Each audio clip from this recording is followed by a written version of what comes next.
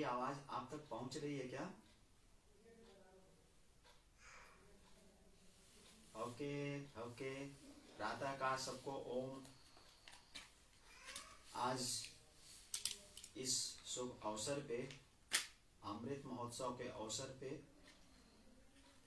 राजमाता अहिल्या देवी योग संस्थान के तरफ से लाइव होने का मुझे अवसर प्राप्त हुआ। तो प्रातः का सारे लोगों को ओम। संस्था के समस्त जो पदाधिकारी हैं उनको सादर ओम। अपना संक्षिप्त परिचय मैं अगर दे दूं तो भारतीय योग संस्थान से मेरा जुड़ाव, मैं अनंत कुमार दुबे, भारतीय योग संस्थान से जुड़ाव मेरा 94 में जम्मू से हुआ था।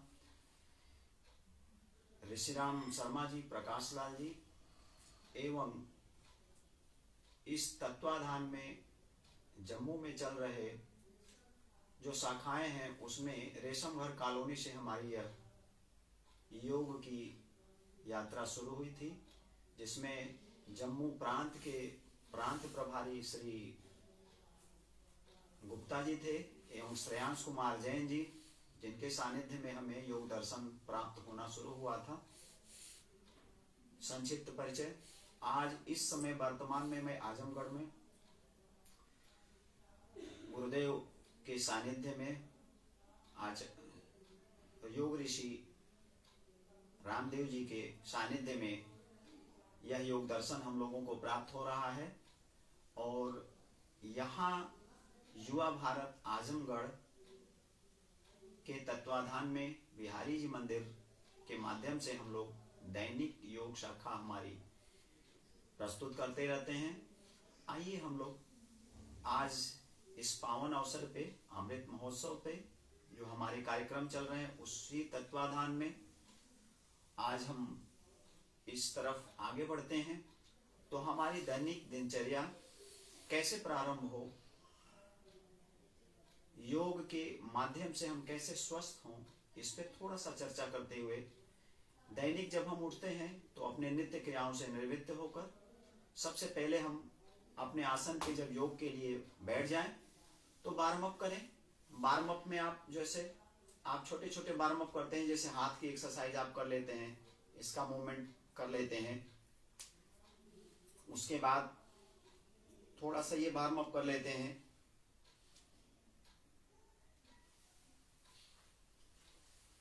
गोलाकृति ऐसे घुमा लेते हैं। छोटे छोटे ये वार्म अप पोस्ट हैं, उसको कर लेते हैं। उसके बाद हम आपको ले चलते हैं सीधे सीधे प्राणायाम की तरफ। प्राणायाम के गूढ़ चीजों को जानने की कोशिश करते हैं। प्राणायाम में सबसे पहले हम लोग आज शीतकालीन जब क्लासों में जाते हैं तो सबसे पहले हमको क्या करना चाहिए, भस्त्रिका का अभ्यास हम लोग करते हैं। तो आप वज्रासन में भी बैठ सकते हैं, सिद्धासन में बैठ सकते हैं, या पद्मासन में, अर्ध पद्मासन में, जिसमें सुविधाजनक आसन में हम बैठ सकें उसमें हमें बैठना चाहिए। हाथ आप ज्ञान मुद्रा में रख सकते हैं, ऐसे बैठ सकते हैं। और कोशिश करना है कि पहले हम भस्त्रिका का अभ्यास कर लेते हैं। भस्त्रिका और कपालभाति दो प्राणायाम हमारे हैं इस समय, जो मुख्यतः हम इस पे जोर देते हैं इस शीतकालीन में। इससे जो है हम कैसे अपने शरीर को एक ऊर्जावान पहले कर लें। तो वार्म अप आप नित्य जैसे करते हैं वैसे कर लेंगे, लेकिन प्राणायाम जब शुरू करेंगे तो हम पहले भस्त्रिका का अभ्यास मध्यम, धीरे धीरे करके, तीव्रता नहीं, धीरे धीरे धीरे धीरे करके पहले हम भस्त्रिका का अभ्यास कर लेते हैं। भस्त्रिका में दोनों नासिका से वेग पूर्वक श्वास खींचना और छोड़ना। कैसे?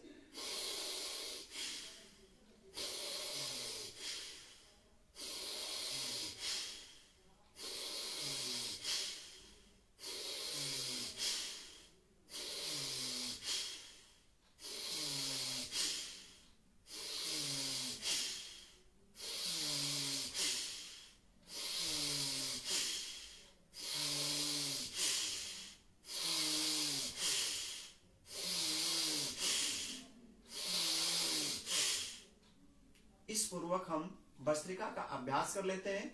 कुछ अगर स्लाइवा नासिका से आता है तो उसको ऐसे साफ कर लें। अब हम आपको कपालभाति और इसमें अंतर क्या है थोड़ा सा प्रकाश डालते हैं।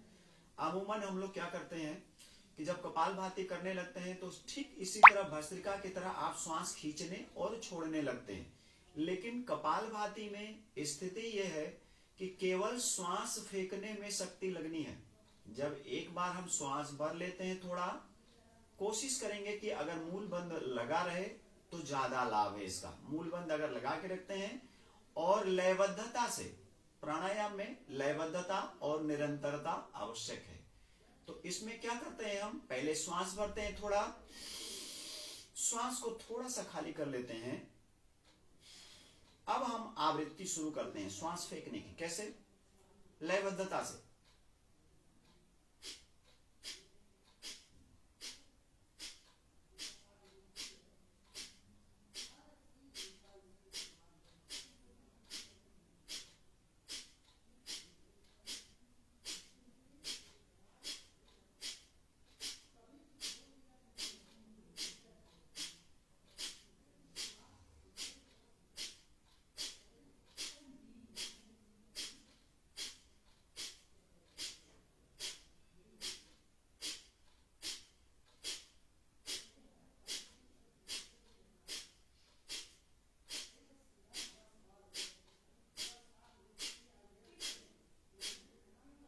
इस तरह से हम लयबद्धता से इसको निरंतर करें।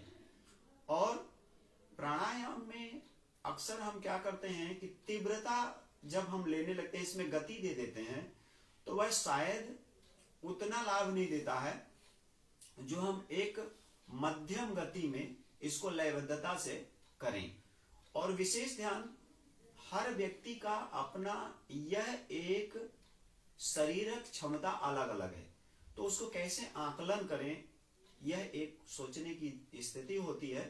तो उसको आकलन करने की विधि ये है कि जब आप आवृत्ति करते हैं तो जहां आपको शरीर के अंदर थोड़ा भी वेग महसूस हो, जैसे पीक, किसी चीज का पीक हो, उस पीक की स्थिति जब आने लगती है वहां आपको विराम में आ जाना है। विराम में आने के बाद अपान वायु मुद्रा में हाथ को रख लेते हैं और थोड़े पल के लिए आत्मचिंतन की तरफ चले जाना है।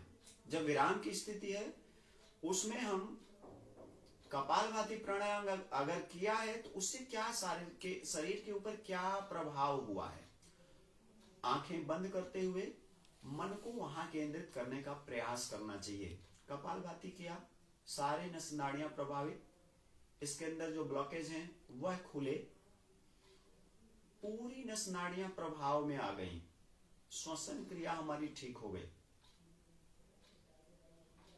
अनेकों लाभ। कपालभाति जो प्राणायाम है एक तरह से इसके बहुत लाभ हैं। जैसे ब्लॉकेज है वो खुलेगा आपका, और इसके अलावा ब्रेन से संबंधित सारे विकार दूर, शरीर के अंदर जो भी इस तरह के विकार हैं जैसे गांठ का बन जाना, कहीं कहीं ग्लैंड्स ऐसे स्वेलिंग हो जाती है, वो भी ठीक होता है। और इस कपालभाति से एक तरह से हम पूर्णतया स्वस्थ होते हैं। इस बीच शीत जो मौसम चल रहा है इस समय शीतकारी, इसमें इसका ज्यादा से ज्यादा अभ्यास करें और लयबद्धता से करें। तो एक बार पुनः देखिए कैसे करते हैं। एक बार पुनः हाथ ज्ञान मुद्रा में लाते हैं और पुनः कपालभाति का अभ्यास करते हैं लयबद्धता के साथ। श्वास भरेंगे, मूल बंद लगा हुआ, श्वास को थोड़ा सा बाहर निकालिए। अब आवृत्ति शुरू करते हैं।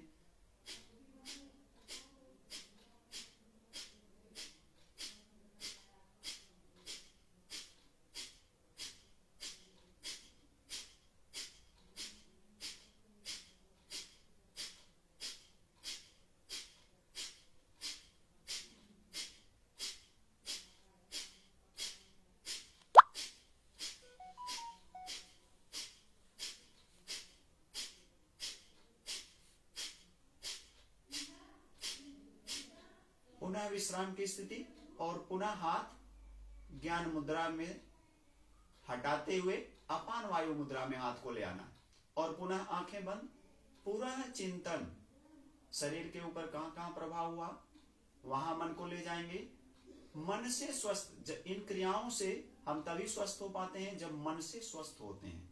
जब हम अपने मन को वहां ले जाएंगे और यह विचार करेंगे कि शरीर के अंदर से हमारे जो विकार हैं वह दूर हो रहे हैं। इन श्वासों को फेंकने के साथ हमारे सारे विकार बाहर निकलते गए, शुद्ध ऑक्सीजन इसके अंदर जाने लगा, रक्त शुद्धि हो गई। शरीर के ऊपर इसका पूरा लाभ तभी मिलेगा जब हम अंतःकरण में इसको धारण करेंगे, मन से हम स्वस्थ महसूस करेंगे, तभी इसका पूरा लाभ हम ले पाते हैं। हमारा मन कहीं और हो, प्राणायाम हम कर रहे हैं तो उसका पूर्णतया लाभ हमें नहीं मिलता है। कोशिश करना है अंतर्मुखी मन को करें, अंतर्मुखी मन रहेगा तभी इन क्रियाओं का हमें लाभ मिलता है। कोशिश ये करना है। तो उसमें मौन होकर आंखें बंद करते हुए हाथ अपान वायु मुद्रा में रखें और इस स्थिति में थोड़ा सा रुकें, विराम दें। यहां प्रत्येक प्राणायाम के बाद जो अंतराल है उसमें मन स्थिति शांत और आत्मचिंतन की तरफ मन आपका जाए, तभी हम इससे पूरा लाभ ले पाते हैं। मन में प्रसन्नता का भाव रहे, जैसे हम उस अपने गुरुदेव के सम्मुख बैठे हों, साक्षात दर्शन कर रहे हैं और मन में प्रसन्नता हो, यह भाव मन में हमेशा जागृत होता रहे, तभी इसका पूरा लाभ ले पाते हैं। कपालभाति और भस्त्रिका में आपने अंतर समझा। भस्त्रिका में आप दोनों श्वास खींचना और छोड़ना दोनों में शक्ति लगाते हैं और कपालभाति में केवल श्वास फेंकने में शक्ति आप लगा रहे हैं। ये अंतर, जब आप दोनों नासिका से श्वास खींचने लगेंगे कपालभाति में भी, तो आपकी बीपी बढ़ने की स्थिति हो जाती है।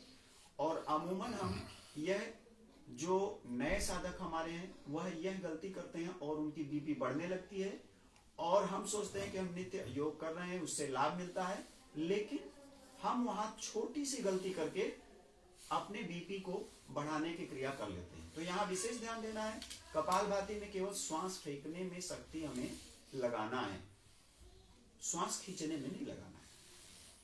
छोटा सा अंतर इसके अंदर, इसका निरंतर हम अगर ध्यान रखेंगे तो इससे लाभ ही लाभ है, हमें नुकसान की तरफ हम नहीं जाएंगे। और पीक की स्थिति मैंने बताया आपको, पीक हमारा क्या होता है, श्वास के अंदर आकुलता आने लगे, वह हमारे शारीरिक क्षमता का पीक है। वहां के आगे जाने की कोशिश हमको नहीं करना है, वहां निश्चित विराम लेना है और हाथ अपान वायु में लगा लेना है। अपान वायु लगा लेंगे, जितना एनर्जी लॉस हमने किया है उतना पुनः गेन कर लेते हैं।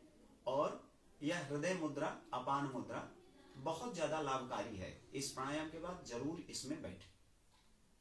इसके आगे हम चलते हैं, थोड़ा कुछ प्राणायाम की तरफ और प्रकाश डालते हैं। जैसे आप अनुलोम विलोम की तरफ मुख्य 2-3 प्राणायाम लेते हैं आज, और कुछ आपको आसन इस कोविड पीरियड में कैसे हम श्वास को ठीक रखें अपना।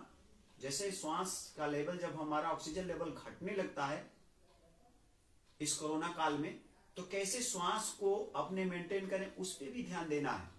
हमारी जो गाइडलाइंस दी जाती हैं उसको फॉलो करना है और इसके साथ साथ श्वास कैसे हमारी ठीक हो। तो इस प्राणायाम के बीच में एक चीज और ऐड करना चाहते हैं हम भी कोविड पॉजिटिव हुए थे और उस कोविड में कैसे ऑक्सीजन लेवल मेरा 94 से जब 80 की तरफ आने लगा, 94 से सडनली धीरे धीरे डाउन होने लगा, नियर अबाउट रात को लगभग 12 से लेके 2:30 के बीच में यह क्रिया ज्यादा प्रभाव में आ जाता था। शरीर हमारा ज्यादा जो है एक तरह से दिक्कत में आने लगता था। उस समय क्या करते थे हम कैसे ठीक हुए, तो दैनिक जो हमारी जो औषधियां हैं आयुर्वेद और एलोपैथ, तो जब हमारा कोविड चेक होता है तो कुछ मेडिसिन हमको प्राप्त होती है, हम ये एवॉइड ना करें कि उसको नहीं खाना है, उसको भी लेना है।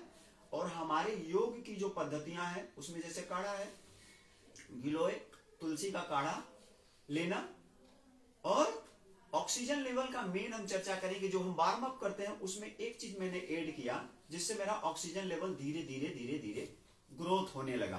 तो उस पे एक एक्सरसाइज आपको दिखा दें, हाथ का जो वार्म अप करते हैं, कैसे हाथ ऊपर किया और श्वास कैसे फेंकते हैं उसको ध्यान से देखेंगे तो इस क्रिया को अगर निरंतर आप करते रहते हैं तो श्वसन क्रिया हमारी ठीक रहती है। कैसे?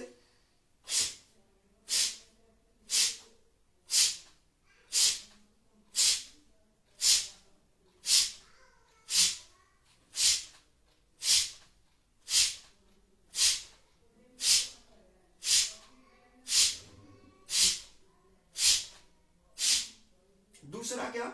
दूसरा ये ऐड करते हैं क्या?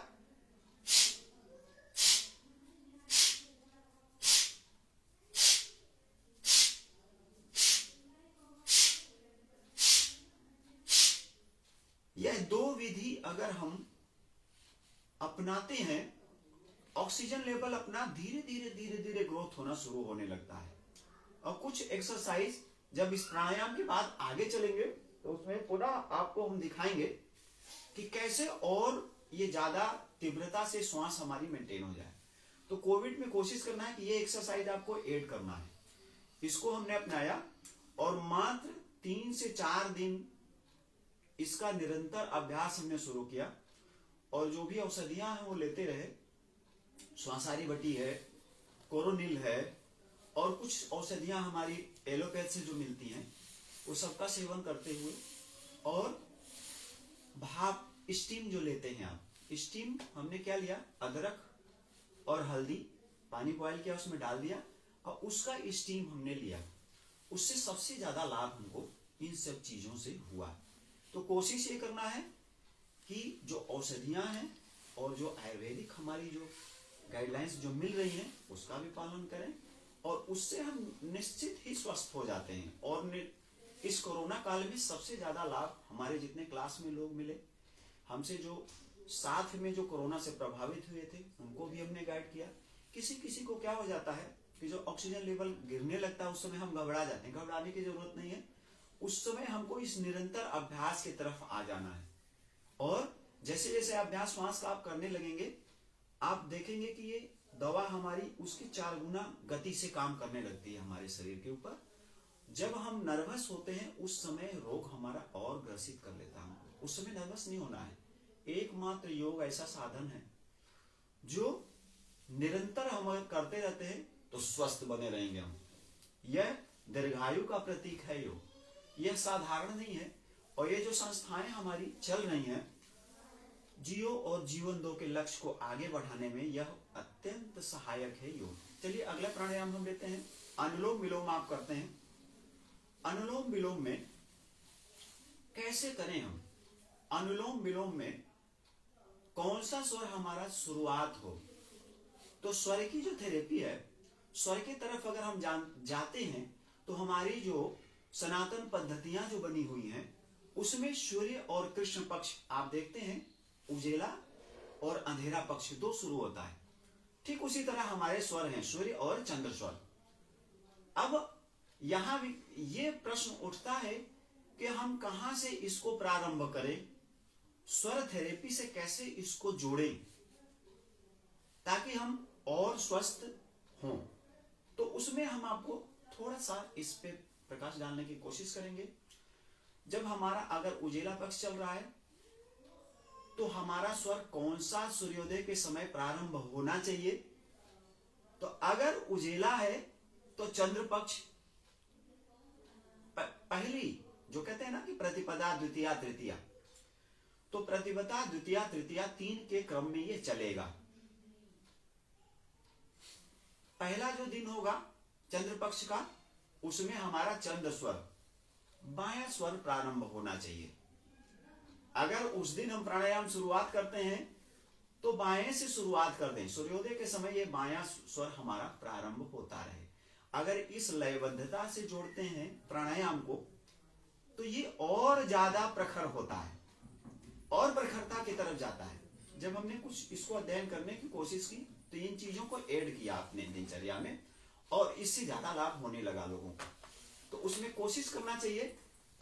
अगर ये नहीं कर पाते हैं, अमूमन हमें नहीं अभ्यास रहता है कि कौन सी तिथियां चल रही हैं, कौन सा पक्ष चल रहा है, तो शरीर के ऊपर जैसे आप बीपी हाई बीपी लो कभी चर्चा करते हैं, बीपी हाई बीपी लो, तो हम आपको एक अलग दिशा दे दें कि अगर बीपी हाई है तो दाहिना स्वर चलता रहता है तो उसको प्राणायाम कैसे शुरू करना चाहिए? बाएं से शुरू करना चाहिए।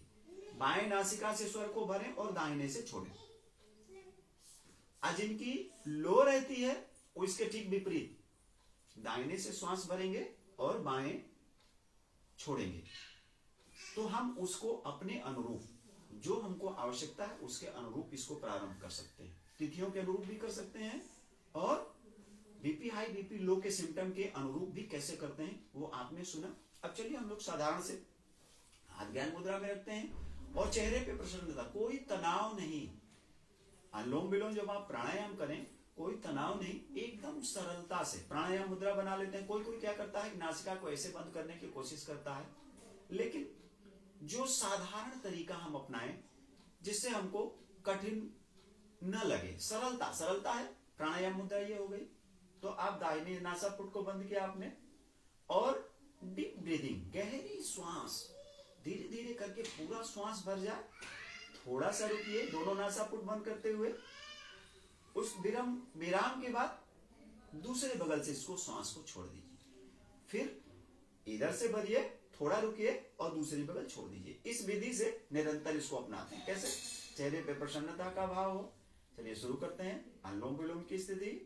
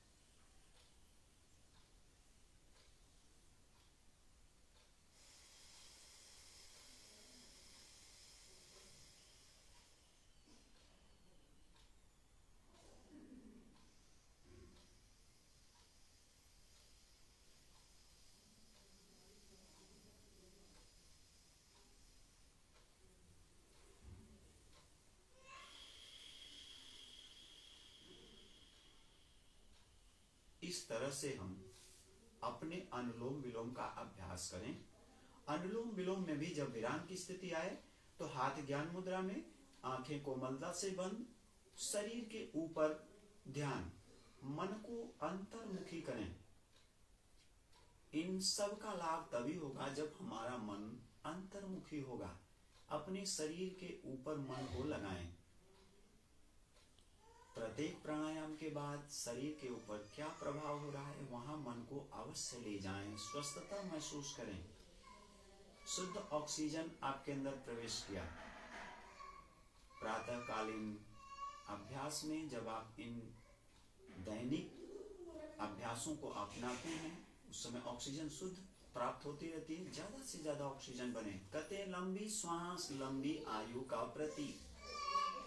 जितनी गहरा श्वास हम भरते हैं उतना ही ऑक्सीजन हमारे अंदर फेफड़े में प्रवेश करेगी, रक्त शुद्धि होगी और इसका पूरा लाभ हम ले पाते हैं। पुनः आंखें बंद, हाथ ज्ञान मुद्रा में। प्राणायाम के बाद थोड़ा सा विराम की स्थिति।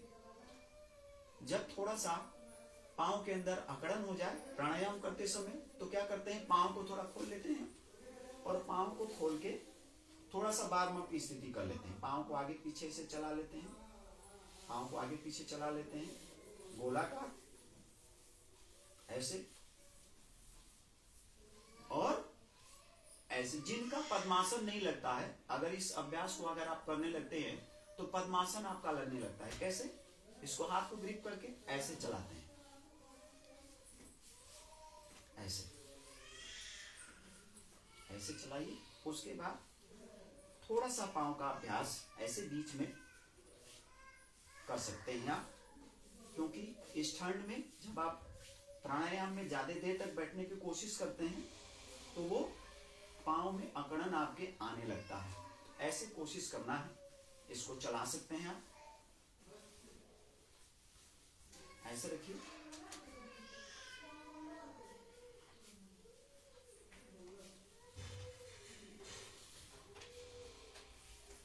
वापस हाथ की कलाइयों की एक्सरसाइज कर सकते हैं।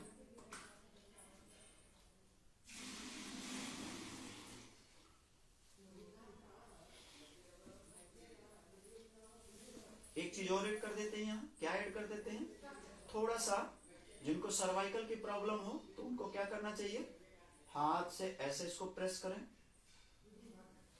दूसरे बगल से भी प्रेस करें, ऐसे ऐसे हाथ का ऐसे ग्रिप बनाएं, सर को पीछे की तरफ प्रेस कर लें, फिर आगे की तरफ, पुनः पीछे, ऐसे। उसके बाद हाथ को ऐसे रखें और थोड़ा ऐसा प्रेस करें, फिर हाथ का ग्रिप बनाएं, ऐसे गर्दन के पीछे ऐसे रखें, कोहनी को मिला लें, थोड़ा ऐसे प्रेस कर दें इसको। इस स्थिति में भी थोड़ा सा रुक जाएं, वापस पुनः हम आ जाते हैं वज्रासन में। थोड़ा सा वज्रासन की स्थिति में बैठ लें। एकमात्र वज्रासन ऐसा है जिसको आप भोजन के बाद अवश्य करें। भोजन के बाद इस आसन में बैठें, वज्रासन में, और चाहें तो पूरे दिनचर्या का चिंतन मनन कर सकते हैं आप। पूरी दिनचर्या में कहाँ हमसे त्रुटि हुई है उसका त्याग, और आगे हमारी प्लानिंग क्या है, चाहे आप किसी भी कार्य क्षेत्र में हो उसका चिंतन कर सकते हैं। मतलब शुद्ध सात्विक विचार उस समय बैठकर चिंतन मनन करें, और कैसे हम अग्रसर हों, कैसे स्वस्थ रहें, जिस जॉब में है उसमें कैसे प्रखरता है उसके तरफ चिंतन कर सकते हैं। लेकिन बैठें, इसमें अवश्य बैठें। भोजन के बाद इसमें बैठते हैं, वेरिकोन वेन की प्रॉब्लम आपकी सॉल्व होती है। जहाँ शहरों में प्रदूषण है, जहाँ आप वॉकिंग की सुविधा नहीं प्राप्त हो रही है, वहाँ आप इसमें बैठें। इसमें भी आपको वॉकिंग का लाभ मिलता है इस वज्रासन में बैठने से। आइए पुनः एक बार हम प्राणायाम की तरफ चलेंगे और भ्रामरी का अभ्यास आपको बताते हैं। भ्रामरी आप देखते होंगे अमूमन, भ्रामरी का अभ्यास आपको निरंतर प्रकाशित होता है, देखते रहते हैं, लेकिन थोड़ा सा ऐड करें हम। भ्रामरी के अंदर क्या कहते हैं कि आप ओम ध्वनि करने लगो, लेकिन भ्रामरी में कैसे पूरा लाभ मिलता है उस पर हम थोड़ी चर्चा करते हैं और करके दिखाते हैं आपको भ्रामरी कैसे करना चाहिए जिससे ज्यादा से ज्यादा लाभ हमें मिले। भ्रामरी करने में क्या करना है, जिह्वा खेचरी मुद्रा में, खेचरी मुद्रा, जिह्वा को मोड़ के तालू के बीच लगा लेते हैं, दांत मिला हुआ, होठ आपस में मिला हुआ, दबा के नहीं रखना है, होठ केवल मिला हुआ रहेगा, दांत को भी दबा के प्रेस करके नहीं रखना है, केवल आपस में मिला हुआ दांत रहेगा। कान को ठीक से बंद करते हैं। स्थिति यह है, मुद्रा को ध्यान से देख लें, आंख भी बंद होगी, कान भी बंद होगा आपका। आज जब भंवरे की तरह गुंजन करेंगे, मधुर गुंजन हो, भंवरा जब उड़ता है तो एक ध्वनि करता है, ठीक उसी तरह गुंजन हो आपका, और मधुर गुंजन हो। अब स्वर आपका मध्यम हो, अगर तीव्र स्वर करेंगे तो देर तक नहीं कर पाएंगे, ज्यादा लो कर देंगे तो भी देर तक नहीं कर पाएंगे, इसलिए मध्यम स्वर हो और भंवरे की तरह गुंजन करेंगे। और गुंजन में क्या आवाज करना है, सर्वाइकल, आपके सर्वाइकल की तरफ से एक फ्लो उठ रहा है, ब्रेन के अंदर जो सेल हैं उनके अंदर एक कंपन हो रहा है, तरंगित हो रहे हैं, वो सेल एक्टिव हो रहे हैं। इस भ्रामरी में विशेष यही ध्यान देना है कि हमारे सेल तरंगित हो रहे हैं, कंपन हो रहा है, इसके अंदर एक्टिविटी इसकी बढ़ रही है। ब्रेन हमारा कैसे काम करता है, जस्ट लाइक मिलिट्री, इसके अंदर जो सेल हैं अपना अपना मोर्चा संभाले रहते हैं। और आज का दिनचर्या हमारा है, ध्वनि पोल्यूशन है, वायु पोल्यूशन है, इससे इनकी डेड होने की क्षमता ज्यादा से ज्यादा बढ़ रही है। इसमें हमको कोशिश करना है कि कैसे इसको स्वस्थ रखें, ये सेल कैसे एक्टिव रहें। तो वो एकमात्र साधन है भ्रामरी प्राणायाम। भ्रामरी का अभ्यास जब आप करते हैं तो ये एक्टिव रहेगा। बच्चों को अगर कराएंगे तो उनके अंदर याददाश्त ठीक रहेगी, जो भी पढ़ेंगे जल्दी याद कर लेंगे, उनकी जो मेमोरी है वो बिल्कुल प्रॉपर वे में वर्क में रहेगी। तो चलिए भ्रामरी हम करते हैं, 3 बार भ्रामरी करते हैं। भ्रामरी को आप अमूमन समझ गए होंगे कैसे करना है। जिह्वा मोड़ के तालू के बीच रहेगी, कान को ठीक से बंद करेंगे और मध्यम स्वर में देर तक गुंजन करेंगे और इसका आभास करेंगे कि पूरा ब्रेन हमारा कंपयमान हो रहा है, तरंगित हो रहा है। तो चलिए करते हैं। कैसे करते हैं? कान को ठीक से बंद करते हैं, श्वास भरते हैं गहरा, प्रारंभ करते हैं।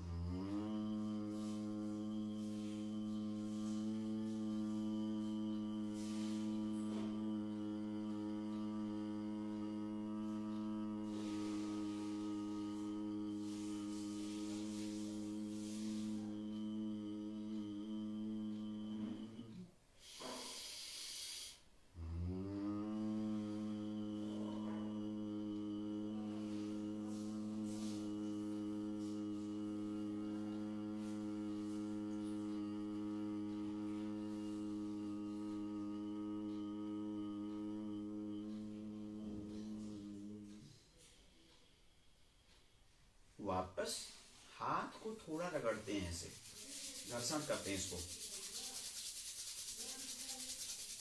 रगड़ के ऐसे थोड़ा स्पर्श करते हुए, आंखों पे स्पर्श करते हुए आंख को सहलाएं और पुनः थोड़े पल के लिए आंख बंद करते हुए हाथ ज्ञान मुद्रा में रखें। और इस प्राणायाम का लाभ क्या शरीर के ऊपर हुआ? हमारे ब्रेन के अंदर जो सेल्स हैं तरंगित हो गए। इस तरह का भाव मन में। आज इस प्राणायाम में एक चीज और आपको हम थोड़ा सा प्रकाश डालने की कोशिश करते हैं। जो बच्चे तोतले हैं, जिनकी आवाज फंसती है, ध्वनि ठीक से नहीं कर पाते, बोल नहीं पाते हैं ठीक से, तो उनमें क्या ऐड करें? हमने जो इतने लंबे सफर में 94 से आज तक में क्या क्या चीजें जो है हम लोगों ने अपनाया, इसमें कैसे कैसे लोगों को लाभ मिला। तो इसमें जो तोतले बच्चे हैं उसके लिए क्या करते हैं, जब आप भ्रामरी करते हैं, जिह्वा खैंचरी मुद्रा में रहती है, तो अपने इस गाल के तरफ जिह्वा को प्रेस करते हैं। जैसे अगर आपने दाएं किया, बाएं अगर किया तो ये लघु मस्तिष्क प्रभाव में आ जाता है, और इसके विपरीत किया तो ये लघु मस्तिष्क प्रभाव में आता है। करके देखेंगे जब आप प्रैक्टिकली, तो ये दिखता है कि हाँ, इसके अंदर ये लघु मस्तिष्क दोनों कैसे ज्यादा से ज्यादा प्रभाव में आ जाए। तो तोतलापन जो है उसमें अगर हम ऐड किए तो उससे इन बच्चों को लाभ होने लगा। और अब हम आपको ले चलते हैं थोड़ा सा आसन की तरफ। प्राणायाम के बाद हम आसन की तरफ चलते हैं। आसन में कैसे बॉडी हमारी फ्लेक्सिबल बनी रहे, हमारी बैकबोन कैसे पूरा प्रॉपर वे में बिल्कुल आप फिट दिखेंगे। तो बैकबोन मेंटेन करने के लिए तमाम आसन है, लेकिन उसमें प्रारंभिक जब हम लोगों ने शुरुआत की जम्मू की शाखाओं में, तो प्रारंभिक हम लोगों को कुछ ऐसी चीजें सिखाई गई जो देखिए आज भी कारीगर हैं। हम जो बैकबोन के लिए मेंटेन करने के लिए क्या करते हैं, जो तो नावासन का अभ्यास हम अक्सर कहते हैं कि नावासन अगर आप करते रहते हैं तो आप बैकबोन आपकी बिल्कुल फिट रहती है। तो आपको नावासन दिखा देते हैं, और नावासन के साथ साथ हलासन की स्थिति। हलासन में क्या करते हैं, पहले नावासन समझिएगा, फिर हलासन की तरफ प्रकाश डालेंगे। पहले नावासन देखिए। नावासन अगर करते हैं तो आपका जो है फ्लेक्सिबिलिटी कैसे बैकबोन की बनी रहेगी। कैसे? श्वास भरते हुए हाथ पीछे ऐसे, आप पुनः श्वास भरते हुए पांव पीछे ले जाएंगे, फिर श्वास खाली करते हुए हाथ आगे आएगा। कैसे?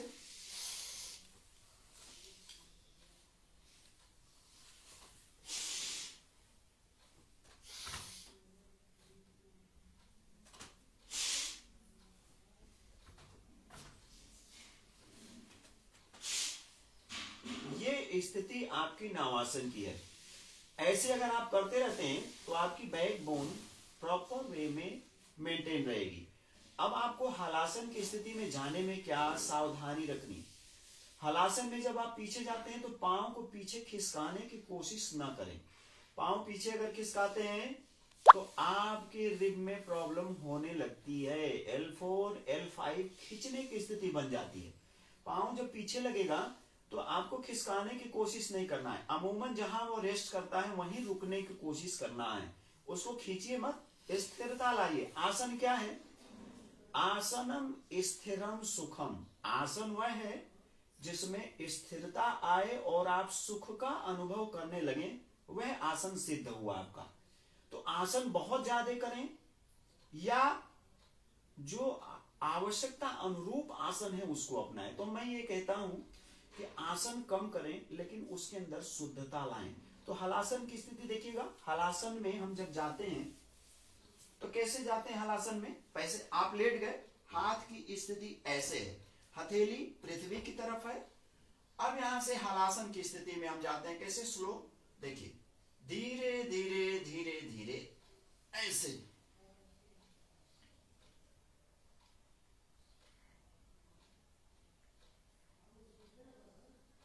अब वापस आने के लिए स्लो मूवमेंट में आना है, जितना स्लो आ सके, एकदम स्लो, एकदम धीरे धीरे, एकदम स्लो आना आपको। इस तरह से धीरे धीरे आना है।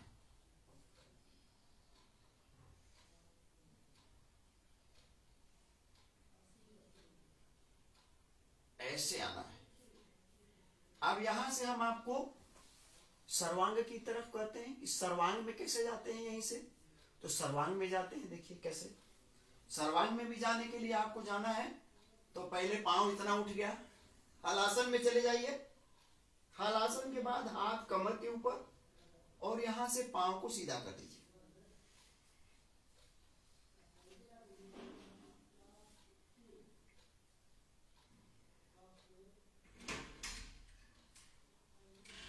वापस आना है तो पुनः धीरे धीरे पांव यहां तन जाएगा आपका, पुनः पीछे जाएंगे, धीरे धीरे वापस आएंगे, स्लो, ऐसे स्लो।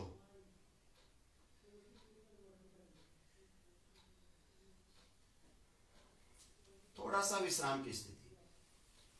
अब आपको हम चर्चा कर रहे थे कि कोविड में श्वास को कैसे और बढ़ाएं, तो बीच में आपको ऐड करते हैं कैसे। अब आप यहां भुजंगासन की स्थिति जैसे लेते हैं, ऐसे ले लेना है, ऐसे ले लिया। अब कैसे देखिए श्वास की विधि कैसे, श्वास कैसे करते हैं, यहां भरते हैं, देखिए कैसे।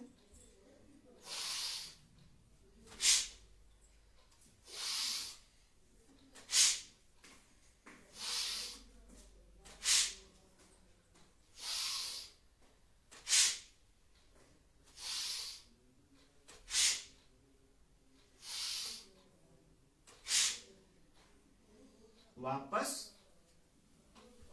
इसको अगर आप अपनाएंगे तो श्वसन क्रिया आपकी बिल्कुल ठीक हो जाती है और जो पेट की एक्स्ट्रा चर्बी है, जो फैट है, वो भी घटता है।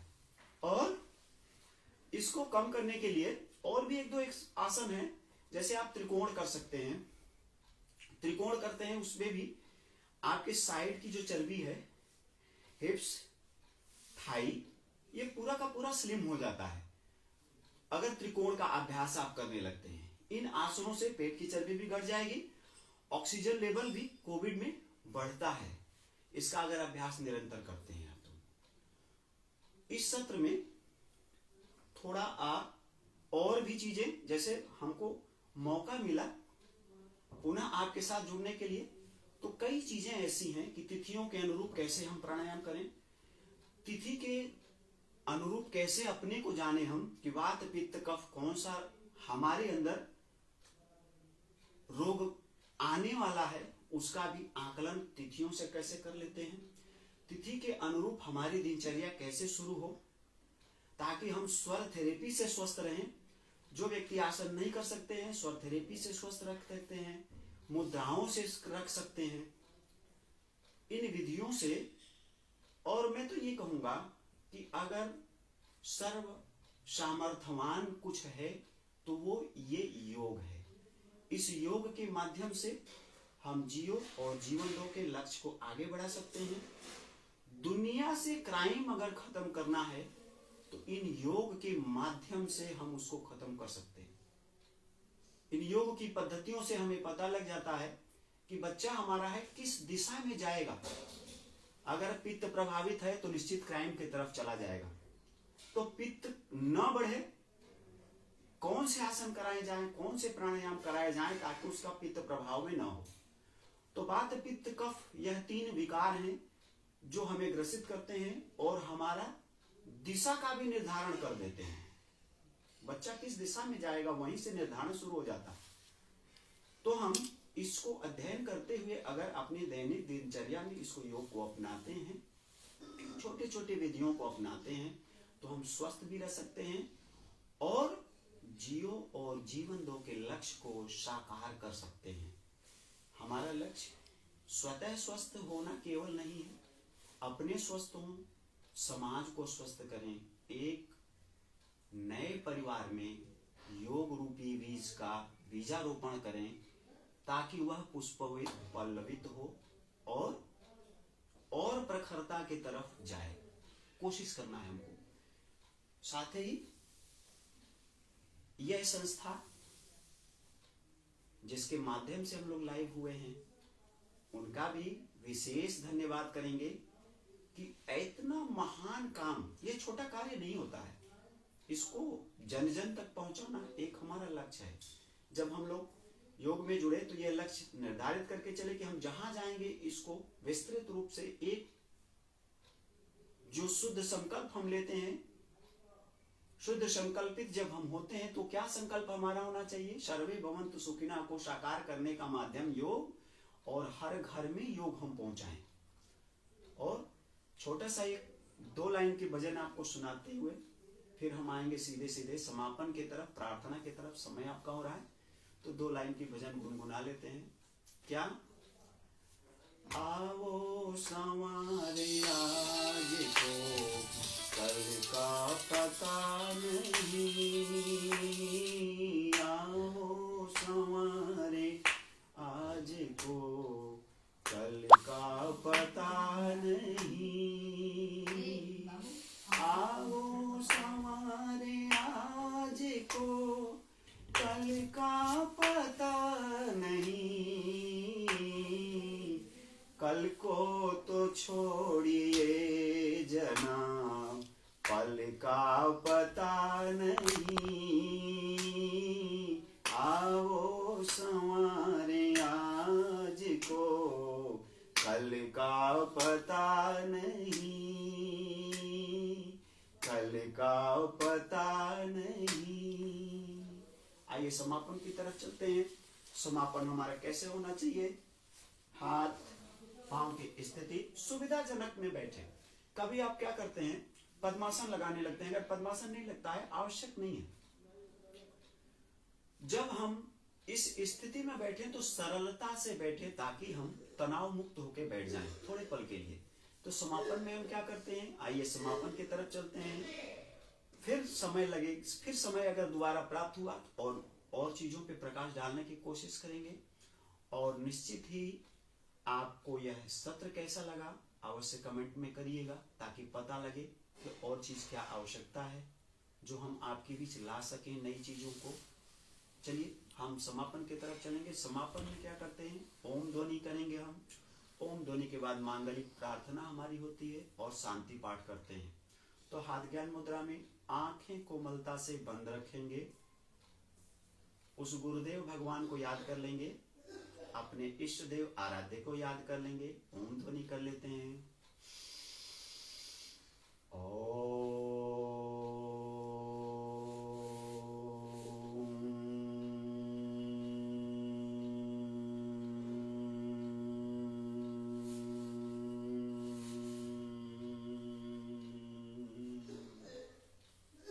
मंगलकारी प्रार्थना।